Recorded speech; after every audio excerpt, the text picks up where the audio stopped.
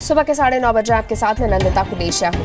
अब पाकिस्तान का कोई गुनाह माफ नहीं किया जाएगा। दुनिया के 2 बड़े मंचों से 2 बड़े हमले कर प्रधानमंत्री नरेंद्र मोदी ने पाकिस्तान को ये साफ संदेश दे दिया है। ये वही मोदी है जो बीते साल 25 दिसंबर को नवाज शरीफ को बर्थडे विश करने लाहौर चले गए थे। लेकिन सर्जरी के बाद जब से नवाज शरीफ का दिल बदला है, तब से पीएम मोदी ने भी अपना इरादा बदल लिया है। नवाज का दिल सर्जरी के बाद क्यों बदला, ये बताने से पहले आप देखिए पीएम मोदी को बीते 72 घंटे में पाकिस्तान पर दूसरा बड़ा हमला उन्होंने कैसे किया, ये दिखाते।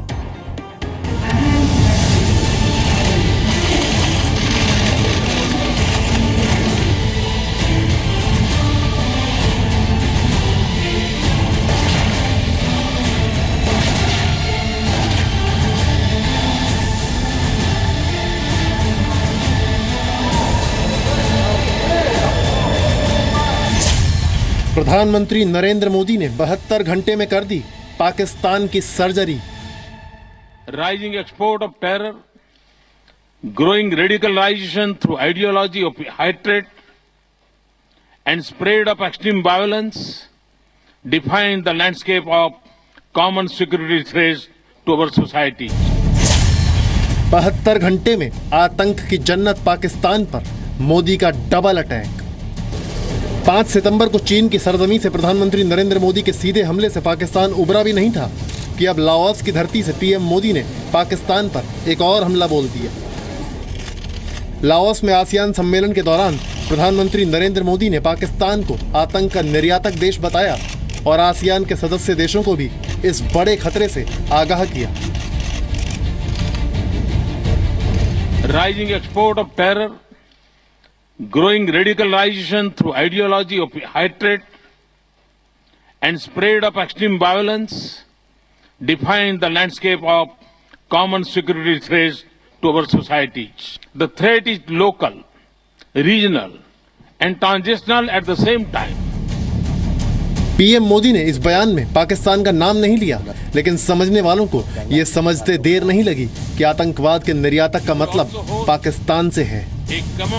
प्राइम मिनिस्टर साहब मोदी अपना पूरा दम लगा रहे हैं कि ये पाकिस्तान से जो टेररिज्म हो रहा है, इसको पूरी साउथ एशिया से, आसियान से, चीन के साथ और अमेरिका के साथ मिलके पाकिस्तान को बताना पड़ेगा।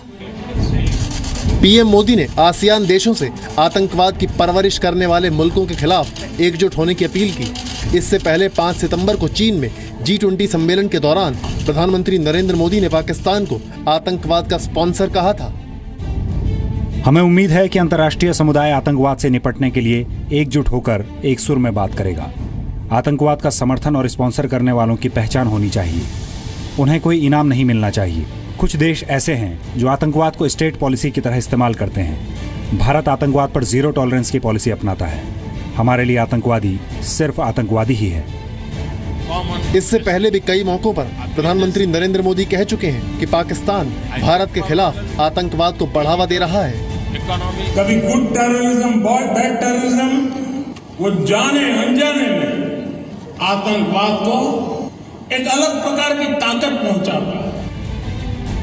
कश्मीर पर झूठ का एजेंडा चला रहे पाकिस्तान के शरीफ ब्रदर्स भी पीएम मोदी के आक्रामक तेवर से खौफ में हैं। उन्हें समझ में नहीं आ रहा कि पहले कश्मीर का एजेंडा आगे बढ़ाएं या पीएम मोदी का जवाब तैयार करें, या फिर बलूचिस्तान से लेकर लंदन और बर्लिन तक पाकिस्तान के खिलाफ उठ रही जोरदार आवाजों को दबाया जाए। भारत अगर जो आगे बढ़े, जहां इन्वेस्टमेंट आ रही है, तो पूरी दुनिया का फायदा होगा। अगर जो हमारे जो पड़ोसी टेररिज्म बंद करे, तो प्राइम मिनिस्टर साहब ने बिल्कुल दम लगाया हुआ इसके ऊपर और सब उसके साथ सहमत है। 15 अगस्त को लाल किले से पाकिस्तान के खिलाफ आक्रामक रणनीति की शुरुआत के बाद से अब तक हर मोर्चे पर भारत ने पाकिस्तान को कटघरे में खड़ा किया है। पीएम मोदी की इस रणनीति का असर ये हो रहा है कि दुनिया धीरे धीरे इस सच को मानने लगी है कि पाकिस्तान आतंकवादियों के लिए जन्नत और अमन पसंद इंसानों के लिए नर्क है। ब्यूरो रिपोर्ट, जी मीडिया। पाकिस्तान के खिलाफ पीएम मोदी का ये आक्रामक तेवर पाकिस्तान समेत दुनिया के कई मुल्कों को इसलिए भी परेशान कर रहा है क्योंकि करीब 3.5 महीने पहले तक जब नवाज शरीफ लंदन में हार्ट सर्जरी करा रहे थे, तब तक पीएम मोदी और नवाज शरीफ के बीच बेहतर रिश्ते थे। लेकिन नवाज की सर्जरी के बाद नवाज का दिल अचानक क्यों बदल गया? प्रधानमंत्री बनने के बाद पीएम मोदी ने नवाज शरीफ को दिल्ली बुलाया, उनकी खातिरदारी की। साड़ी शॉल डिप्लोमेसी से भारत पाकिस्तान के रिश्तों में मिठास घोलने की कोशिश हुई। 27 मई 2014 को नवाज की मां को पीएम मोदी ने शॉल भेजी, तो 5 जून 2014 को मोदी की मां के लिए नवाज ने पाकिस्तान से साड़ी भेजी। 5 सितंबर 2014 को नरेंद्र मोदी के लिए नवाज शरीफ ने आम भेजे। 25 दिसंबर 2015 को नवाज शरीफ को जन्मदिन की बधाई देने पीएम मोदी लाहौर चले गए। 2 जनवरी 2016 को पठानकोट आतंकी हमले के बाद भारत पाकिस्तान के बीच तनाव बढ़ना शुरू हुआ, लेकिन मोदी नवाज के रिश्तों में गर्माहट 31 मई 2016 तक बरकरार रही। 31 मई को लंदन में नवाज शरीफ की सर्जरी हुई तो पीएम मोदी ने फोन कर नवाज का हालचाल पूछा, लेकिन सर्जरी के बाद जैसे ही नवाज लंदन से पाकिस्तान लौटे, उनका दिल बदल गया। पाकिस्तान के आर्मी चीफ जनरल राहिल शरीफ के दबाव में आकर नवाज शरीफ ने भारत के खिलाफ जहर उगलना शुरू कर दिया। नवाज कश्मीर को पाकिस्तान बनाने का ख्वाब देखने लगे। पीएम मोदी कुछ दिनों तक नवाज की हरकतों को नजरअंदाज करते रहे, ये सोचकर कि नवाज सुधर जाएंगे, लेकिन नवाज नहीं सुधरे। तब जाकर पीएम मोदी ने पाकिस्तान के शरीफ ब्रदर्स की हरकतों को सुधारने के लिए लाल किले से आक्रामक तेवर दिखाने शुरू किए, जो अब तक जारी हैं। द्रासियान सम्मेलन के दौरान प्रधानमंत्री नरेंद्र मोदी और अमेरिकी राष्ट्रपति बराक ओबामा की 8वीं मुलाकात समुद्र के नए सिकंदर बनने के लिहाज से बेहद अहम थी। साउथ चाइना सी में चीन के दबदबे के खिलाफ मोदी ओबामा का संयुक्त मिशन आपको दिखाएंगे, लेकिन उससे पहले 72 घंटे में मोदी ओबामा की यारी की 3 अहम तस्वीरें आपको दिखाते हैं, जिसमें एक तस्वीर चीन के राष्ट्रपति शी जिनपिंग के बॉयकॉट की भी है।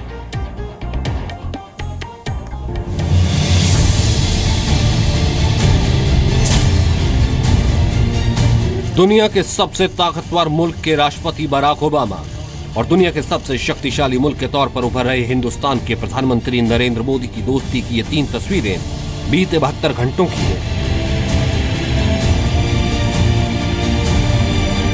पहली तस्वीर लाओस में आसियान सम्मेलन में संबोधन के बाद पीएम मोदी और बराक ओबामा की मुलाकात की। 15 सेकंड के इस वीडियो में ओबामा पीएम मोदी के स्टाइल की कॉपी कर रहे हैं। इस वीडियो में बराक ओबामा और पीएम मोदी एक साथ हैं और मीडिया कर्मी तस्वीरें खींच रहे हैं। इस दौरान ओबामा ने पीएम मोदी के जैकेट की ओर इशारा किया और कहा कि इनके जैकेट के सारे बटन बंद हैं, इसलिए वो भी पहले अपने कोट के बटन लगाएंगे। ओबामा के इस मजाक पर सभी हंसने लगे। ये वीडियो दरअसल मोदी ओबामा की जिगरी दोस्ती का सबूत है। दूसरी तस्वीर भी लाओस की। बुधवार को डिनर के दौरान पीएम मोदी और बराक ओबामा चीयर्स कर रहे थे। इस तस्वीर के बीच में ब्रुनेई के सुल्तान है। वहीं ये वीडियो मोदी ओबामा की दोस्ती और जिनपिंग के बायकॉट की है। ये वीडियो चीन में G20 सम्मेलन के दौरान का है, जब ओबामा ने जिनपिंग को नजरअंदाज कर दिया, या कहें कि जिनपिंग की तौहीन की। सोशल मीडिया पर वायरल इस वीडियो में दिख रहा है कि G20 के सदस्य देशों के नेता खड़े हैं। पीएम मोदी पहली कतार में सबसे बाईं तरफ है। पहली कतार में ही दाहिनी तरफ से शी जिनपिंग और बराक ओबामा हैं। जिनपिंग ने ओबामा समेत G20 के सभी नेताओं को इशारा कर उनके साथ आगे चलने को कहा, लेकिन ओबामा 2 कदम चलने के बाद दूसरी तरफ कदम बढ़ाने लगे। जिनपिंग आगे बढ़ते रहे और ओबामा पीएम मोदी समेत कई दूसरे नेताओं से मिलने में मशगूल हो गए। कुछ देर बाद एक महिला पीएम मोदी और ओबामा के पास गई। उसके बाद दोनों नेता एक साथ आगे बढ़ गए। ब्यूरो रिपोर्ट, जी मीडिया, दिल्ली। शी जिनपिंग ने G20 सम्मेलन में ओबामा की तौहीन की थी, तो ओबामा ने जिनपिंग को नजरअंदाज कर इसका पूरा बदला कर लिया। लेकिन चीन के खिलाफ सबसे बड़ा हमला हुआ लाओस आसियान सम्मेलन में। अमेरिका और भारत ने साउथ चाइना सी में चीन के दावे को चुनौती दी है।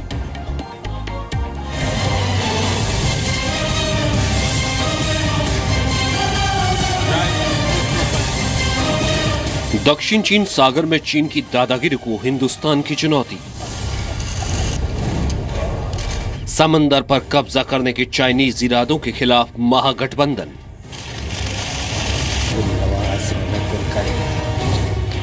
प्रधानमंत्री नरेंद्र मोदी, अमेरिका के राष्ट्रपति बराक ओबामा, जापान के प्रधानमंत्री शिंजो आबे, इन तीनों दिग्गज नेताओं ने साउथ चाइना सी में चीन की दादागिरी के खिलाफ एकजुट होकर आवाज बुलंद की है। आसियान सम्मेलन के दौरान प्रधानमंत्री नरेंद्र मोदी ने कहा कि समुद्र की सुरक्षा साझा जिम्मेदारी है। भारतीय समुद्री कार्गो को लेकर संयुक्त राष्ट्र के बनाए गए नियमों का पालन करता है और सभी को अंतर्राष्ट्रीय कानून का सम्मान करना चाहिए। आपके ऊपर प्रबंध है कि जो UNCLOS का डिसीजन है साउथ चाइना सी पे, आपको मानना पड़ेगा। भारत ने ये कड़ा नहीं बोला, लेकिन ये बोल दिया कि आपको इंटरनेशनल लॉ का पालन करना पड़ेगा। अमेरिकी राष्ट्रपति बराक ओबामा ने चीन को चेतावनी दी कि वो साउथ चाइना सी पर कब्जे की जिद छोड़कर अंतर्राष्ट्रीय कानून का पालन करे।